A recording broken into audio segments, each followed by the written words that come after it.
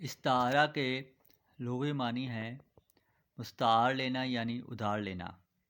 اصطلاحی معنی جب کوئی لفظ اپنے حقیقی معنوں کی بجائے مجازی معنوں میں استعمال ہو تو اسے استعارہ کہتے ہیں۔ مثال: یہ کس شعر کی آمد ہے کہ رن کانپ رہا ہے، رن ایک طرف چرخ کہن کانپ رہا ہے۔ یہاں شاعر نے حضرت عباس رضی اللہ تعالیٰ عنہ کو شعر کہا ہے۔ ارکان استعارہ یعنی استعارہ کے ارکان۔ استعارہ کے 4 ارکان ہیں۔ سب سے پہلے ہے مستعار لہو، جس کے لیے کوئی لفظ مستعار لیا گیا ہو اسے مستعار لہو کہتے ہیں۔ اس کے بعد ہے مستعار منہ، وہ شخص یا چیز جس سے لفظ مستعار لیا گیا ہو۔ اس کے بعد ہے مستعار، وہ لفظ جو مستعار لیا گیا ہو یعنی ادھار لیا گیا ہو۔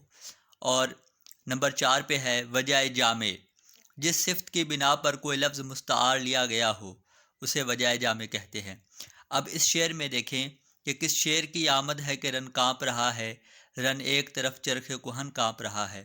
تو اس شعر میں جو ہے وہ حضرت عباس رضی اللہ تعالیٰ عنہ مستعار لہو ہیں، کیونکہ ان کے لیے ایک لفظ ہم نے مستعار لیا ہے۔